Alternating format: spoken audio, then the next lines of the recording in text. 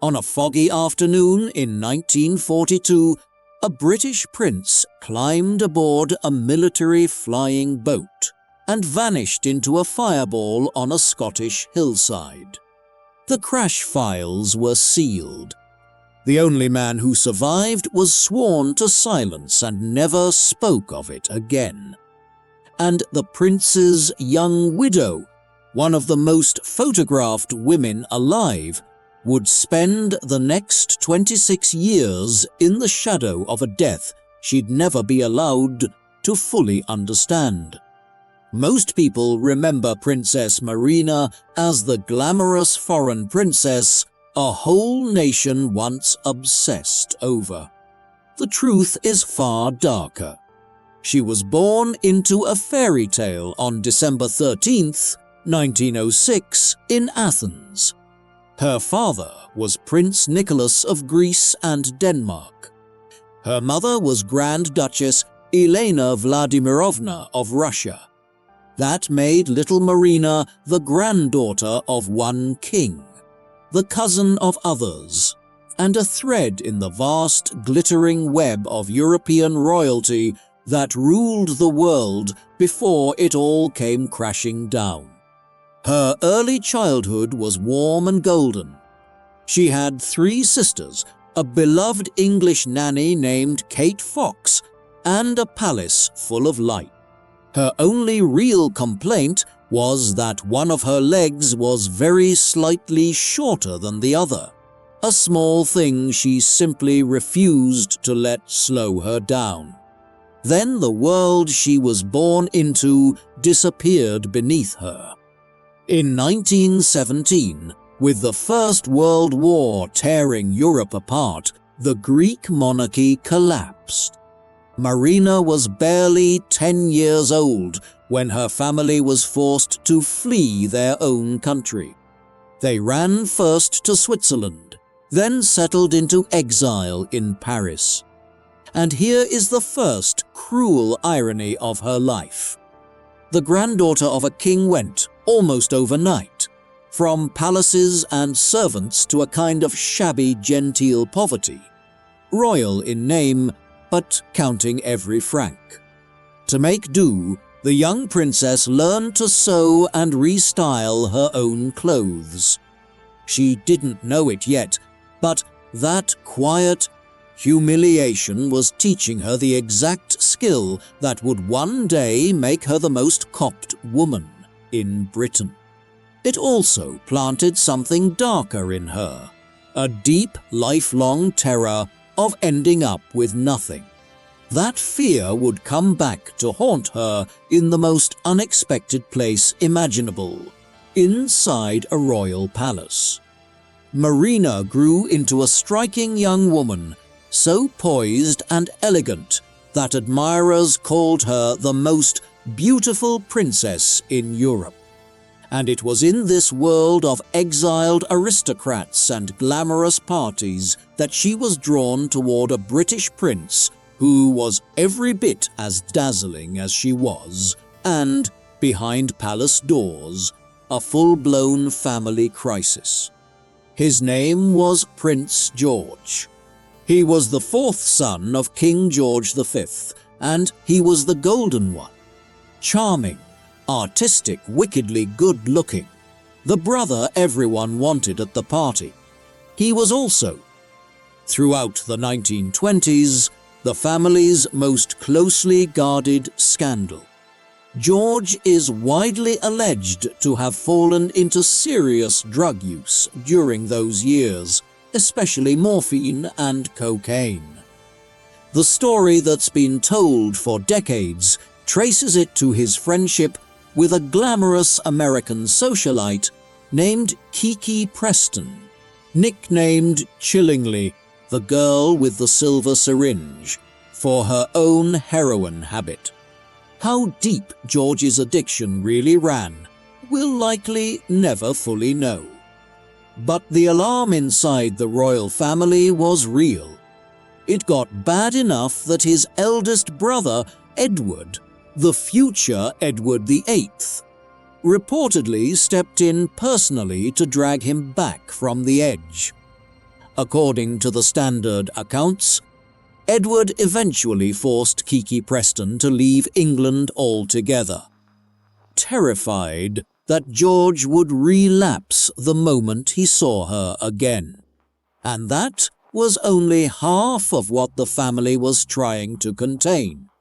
For years, biographers have alleged that George had affairs with men as well as women, among them the playwright Noel Coward. Here, the story needs a firm hand because it's murkier than the tabloids like to pretend. Coward's long-term partner flatly denied there was ever a romance. And the most recent research actually complicates the whole picture. When the Telegraph published a cache of George's private love letters in 2024, alongside a new biography, the striking finding was how much firmer the evidence was for a long line of girlfriends than for any male lover. There were also persistent whispers of blackmail, of compromising letters that had to be quietly bought back to keep them out of the wrong hands. It's a story often repeated as fact, but the hard proof is thin, and it belongs in the column marked allegation, not certainty. What isn't in doubt is that the king and queen wanted their beautiful, reckless son settled down and made respectable. And the story goes that Marina, poised, dignified and royal to her fingertips, was seen as exactly the woman to do it. Their engagement was announced in the summer of 1934. To the public, it looked like pure romance. A handsome prince and a breathtaking princess, a love match for the ages. She was 27. He was 31. On November 29th, 1934, they married at Westminster Abbey, and Britain simply lost its mind. Enormous crowds packed the streets. The newsreels ran the footage everywhere. And overnight, this exiled, penniless girl from Greece became one of the most famous women on the planet.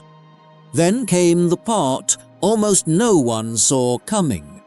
She conquered the country with her wardrobe. Marina had taste that made the stuffy old monarchy look, for the first time in years, genuinely exciting. She wore pillbox hats and tailored trousers. She smoked in public. She graced the pages of Vogue and Tatler and topped every best-dressed list in the land. A particular blue-green shade she favored was snapped up so fast the papers simply started calling it Marina. Women copied her hats, her hemlines, her hair. For a monarchy that usually inspired polite boredom, she was a jolt of pure electricity. This, right here, is the woman the title promises, the royal icon a nation obsessed over. But the fairy tale the public adored had a quiet, complicated interior. There's a small, revealing story from early in the marriage. At one of their dinners, a guest gushed over the exquisite food and the beautiful room. And Marina admitted plainly that it was George who'd chosen the menu, the flowers, the furniture, and the color on the walls. She hadn't even known what was for dinner until it arrived. The fashion icon of Britain had, in her own home, handed the reins to her troubled, charming husband. It's a tender detail and a sad one, and it hints at how much of their glossy life together was performance. The children came quickly. Prince Edward was born in October 1935. Princess Alexandra followed on Christmas Day 1936, arriving just weeks after the abdication crisis that had torn the family apart and put George's shy brother Bertie on the throne as George VI. By the outside measure, the Kents had everything: beauty, fame, 3 healthy children, the adoration of a nation. And then the war came and took all of it. When the Second World War broke out in 1939, Marina didn't retreat behind palace walls. She trained as a nurse, reportedly working under a plain, unremarkable name so she'd be treated like anyone else, and joined the wartime nursing reserve. On July 4, 1942, she gave birth to her 3rd child, Prince Michael. For a few short weeks, in the middle of a world war, there was joy in the house again. 7 weeks, that's all she got. On August 25, 1942, Prince George boarded an RF Short Sunderland flying boat, serial number W4026, at Invergordon, in the Scottish Highlands. He was an Air Commodore now, and the flight was a wartime welfare mission bound for Iceland. The weather was thick with fog. Barely half an hour after takeoff, the aircraft veered off its planned course and slammed straight into a remote hillside called Eagle's Rock near Dunbeath. The freshly fueled plane erupted into a fireball. Of the 15 men aboard, 14 were killed, including the prince. His body was so ravaged by the crash that he was reportedly identified by his watch.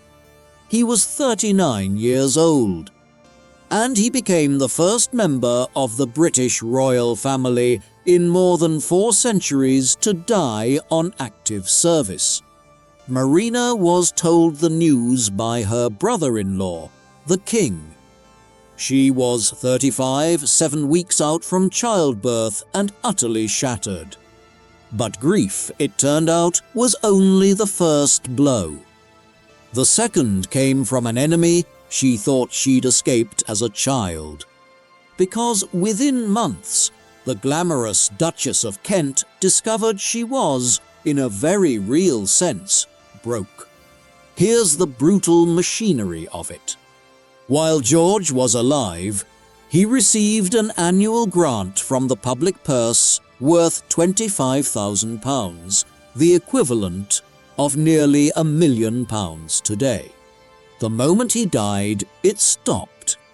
At the time, there was simply no financial provision for the widow of a royal duke. Whatever George left was tied up in trust for the children, and the man had spent lavishly his whole life. Marina was left trying to run 2 households and raise 3 children on a disposable income that, by some accounts, dropped below £1,000 a year. The girl who'd fled a revolution into poverty was now, incredibly, staring down financial ruin from inside the British establishment itself. And the establishment's response was startlingly cold. Prime Minister Winston Churchill actually tried to get her a pension from public funds. He was blocked by palace officials and government alike, nervous about the precedent and the optics. In private, the attitude of some insiders was breathtaking.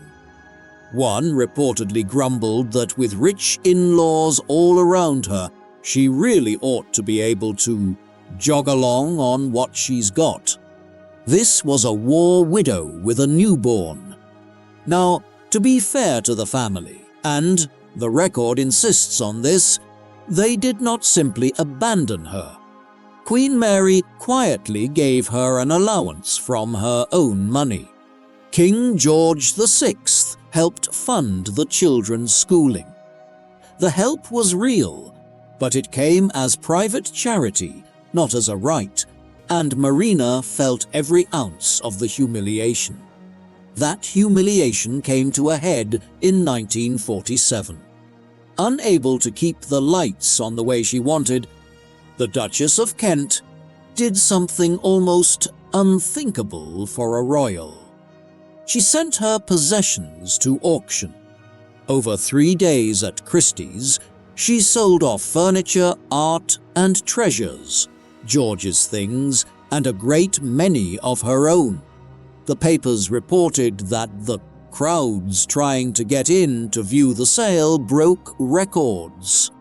And there it was, the sharpest irony of her entire life, laid out on the auction floor. The woman who had told a whole nation what to wear, who was still photographed as the last word in royal luxury, was quietly selling her own dining chairs to make ends meet. To the cameras, she was the embodiment of wealth. Behind the doors, she was doing sums she couldn't make work. And yet, and this is the part that lifts her out of pure tragedy, she never once let it show in public. For the next 2 decades, Marina did her duty with a spine of steel. She carried out grueling royal engagements. She represented the crown abroad, standing in for the Queen at ceremonies including Ghana's independence in 1957, as Britain's empire quietly dissolved. She remained a fashion icon to the wider public, even as the younger royals began to see her as a stiff relic of a vanished age. Society gossips tried hard to link the beautiful widow romantically to stars like the American entertainer Danny Kaye. But she never remarried. She had loved one impossible, dazzling man, and that, it seems, was that.